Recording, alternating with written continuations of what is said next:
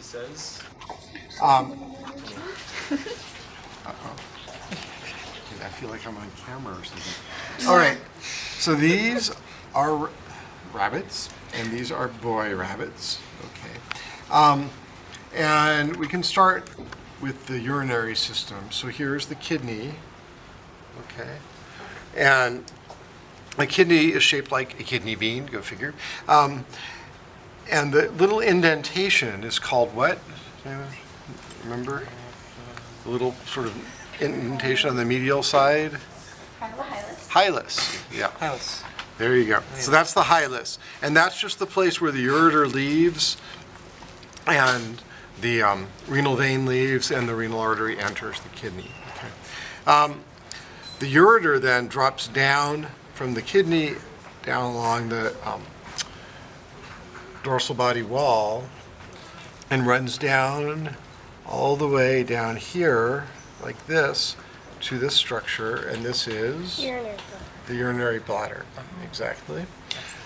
And then coming out of the bladder, you can just come stand here. Oh, you sure? Okay. All right. Coming out of the bladder, then the tube that comes out that's carrying the urine out of the bladder would be called the urethra. So ureters coming down from the kidneys paired. There's the bladder. There's the urethra coming out. Okay. On this rabbit, the kidney has been cut open, so we can look inside of it very nicely, and you can see this big central space here. That's called the renal pelvis. A pelvis, literally the meaning of pelvis is basin, like a sink, like a wash basin. So it's a space. And that's the renal pelvis, and that the renal pelvis leads down into the ureter. That's where the urine collects. Urine drips out of this point here. This is the renal papilla. And urine is basically being manufactured by all the kidney tubules that are in the kidney here and dripping out the tip of the papilla. The kidney is organized with the central core part, which is the renal medulla, and then an outer layer, which is the renal cortex. Okay. And do you guys, who's had physiology?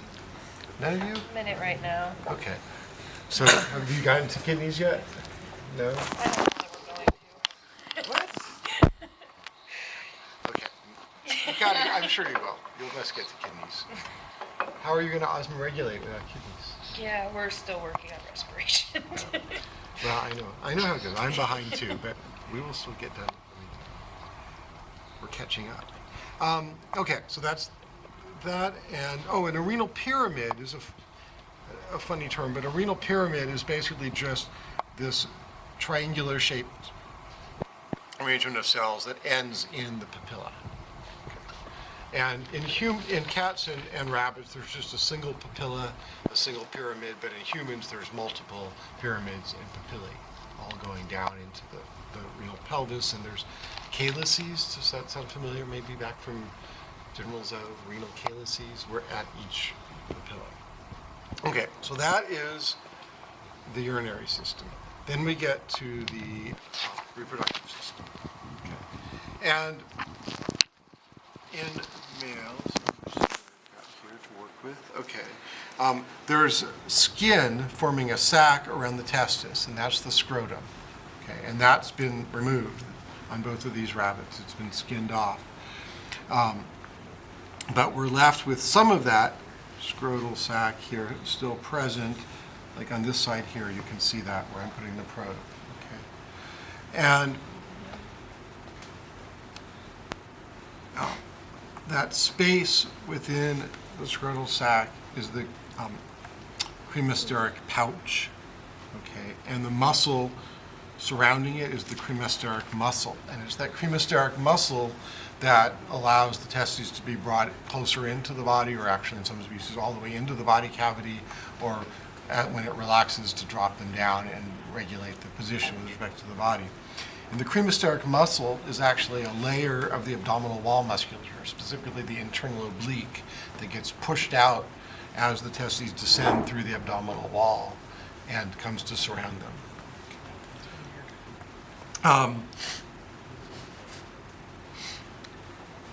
The vaginal cavity, so we can identify it more clearly. The vaginal cavity is the cavity that immediately surrounds the testis. So the cremasteric, and it's a little hard on these guys to see, but the vaginal cavity is the continuation of the abdominal cavity down into the scrotal sac. Okay. So this is the vaginal cavity here. And the cremasteric pouch surrounds the vaginal cavity. So it's this structure here around the vaginal cavity. Vaginal canal is the connection from the abdominal cavity down into the vaginal cavity. Now you might wonder, like, why is there a vagina in a male? Okay. The root meaning of vagina is sheath, like the sheath of a sword, which kind of tells you what those early anatomists were thinking when they thought about vaginas. This is the sheath of the testis. That's where it gets. So it's not a vagina in any other sense. Okay. Always comes up. Why? Class is dismissed. Hey, I don't make the names up. Okay, so sitting there in the vaginal cavity is the testis. Okay, here's the testis. And the testis is held down to the bottom of the scrotum by a connection called the gubernaculum. So if I try to pull this out, and actually, do you mind? Whose rabbit is this again? Go ahead. I just want to snip this open a little bit more. Just to Destroy that sheath. just to show a little bit better here. Okay. So if we open this up completely, you can see the testis is held down to the bottom of the vaginal cavity by a connection here, and that's called the gubernaculum, right there. It's a silly word. And Wait, what is it? where is it, or what is it? Where is it? So here's testis, and then here's this connection right there to the inside, and that's the gubernaculum. And that prevents me from actually pulling it out. And the gubernaculum is a little bit of connective tissue that's left from what the strands that actually pull the testis down into the scrotal sac during embryonic development. And the story is, and I don't know if there's really been any proof of this, but the story is that basically as the embryo grows, the gubernaculum doesn't. And so it gets relatively shorter, and that's what actually pulls the testis down into the scrotal sac. Okay. Gubernaculum. So there's testis. Epididymis.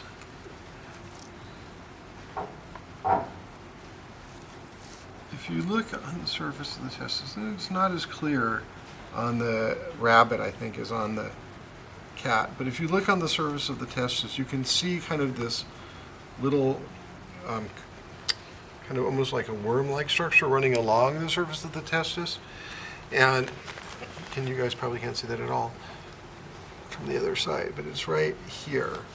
And basically what happens is in the testis, the sperm actually exit at the cranial end, and then the epididymis runs down along the surface of the testis here, the caudal end, and that then bends around and empties into the ductus deferens here.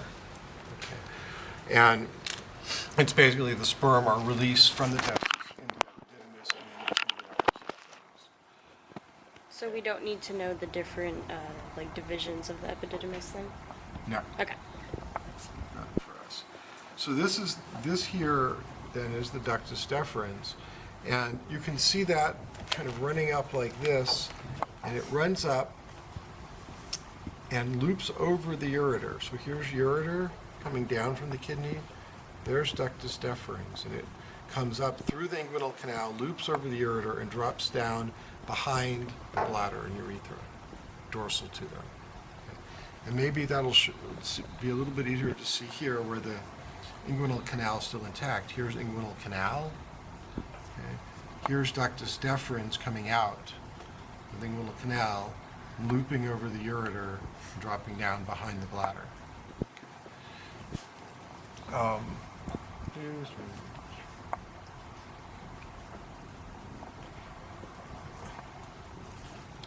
Spermatic cord is a term you'll see there, and the spermatic cord, you can see it better on this guy. Yeah, it shows up better on the cats. But if I open up this little sac here, you can see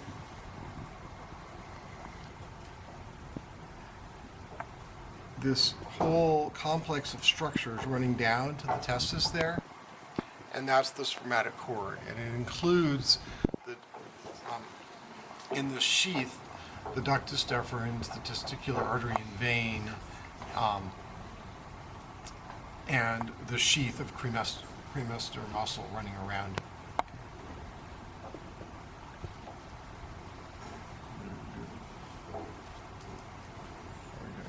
In middle canal we did. Okay, so the ductus deferens comes and it loops over the ureter and drops down behind the bladder.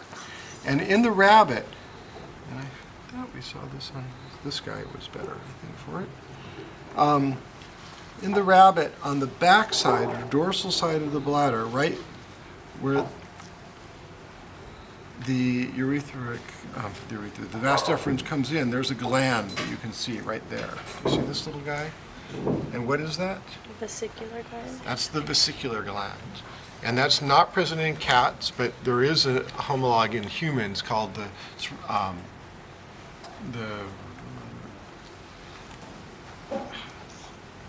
don't want to call it vesicular gland, the spermatic vesicles. Okay. And it also secretes a component of the semen. And so that's vesicular gland there. And then associated in the rabbit with the vesicular gland, and very hard to separate from it, is the prostate gland. And it lies right in there as well. And so the prostate and vesicular glands both secrete part of the semen. They join up with the ductus deferens, and together those all unite with the urethra coming out of the bladder. And then the urethra runs down towards the penis. And this is the penis here, coming down like this. And the penis is made up of a glans, which is the tip of the penis, okay, free surface or tip. And that's a little hard to see on here, but yeah, that's about as good as we're going to get of it right there. Not sure, is it better on the screen?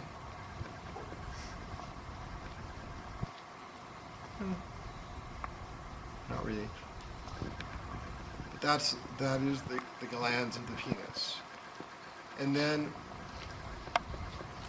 surrounding that, there's a fold of skin that's been peeled back. That's the prepuce or foreskin. The penis has within it 3 erectile bodies, which are basically connective tissue with vascular spaces. One of them is called the corpus spongiosum, and the other are a pair of corpora cavernosum. And the corpus spongiosum is what surrounds the penile urethra. So the urethra comes down from the bladder. It's joined by the vas deferens, and then it continues down, still called urethra, into the penis. And that part of the penis that surrounds it is called the corpus spongiosum. The corpora cavernosa are actually a little harder to see, but you can see here at the base of the penis, actually that shows up well, they diverge where the penis attaches on the inside of the pelvis, and those are that's the corpus spongiosum, and this is the so-called crus of the penis here, where it crosses over to the pelvis. And those actually run along on the inside of the pelvis for a ways. Crura is the pair of them. Crus is one of them. There is a bone in the penis, the baculum, but it's very small and hard to find. So look for it. And then the anal glands, I'm not sure. Did you guys find the anal glands? They're typically kind of hard to find, but if you dig around around on the sides of the anal canal, they will be in there. So I'm not going to dig for them right now. Okay. That's pretty much it for the male rabbits. Let's take a look at the cat for a second. And basically, the cat is similar. So I'm going to go through all the terms again, but here's the testis inside of the cremasteric pouch. Here's the spermatic cord right there. You can see it's more easy to see in the cat as a distinct structure. Here's the inguinal canal. Put a probe into it here. You can see that that's going to run down and enter into this space within the cremasteric pouch and spermatic cord. Okay. And so we haven't actually opened up a pouch on this side. On this side it has been. And here you can see testis, okay, and you can see epididymis here. Okay, it really does show up a lot more clearly on the cat, and then you can see here the vas deferens or ductus deferens that's diving up and running through the spermatic cord here, and is going to reappear on the inside with any luck. Right here, there's ductus deferens again, and it does the same thing as it does in the rabbit. It kind of loops over the ureter coming down from the kidney, drops down behind the bladder here. Okay. In the cat, unlike the rabbit, there's no vesicular gland, so it's not actually going through anything here, and the prostate is much further down. So rather than being located right behind the bladder, prostate is way down here. And you can see, if I push the urethra off to the side, here's the ductus deferens coming down here, this structure. Okay. And that joins up with the urethra coming out of the bladder at this swelling, and that's the prostate gland, this swelling right here. Okay. So it's much further removed from the bladder than in the cat. Okay. These guys very nicely did a cross-section of the penis. I'm sure that was done on purpose.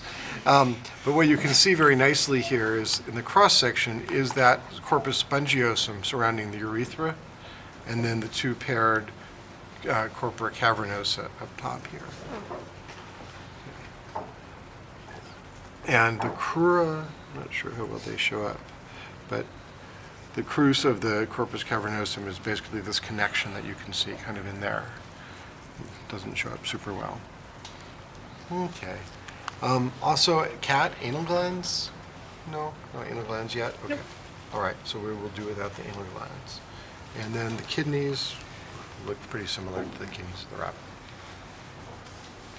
Okay, so good on the males? Yeah, let's take a look at the female.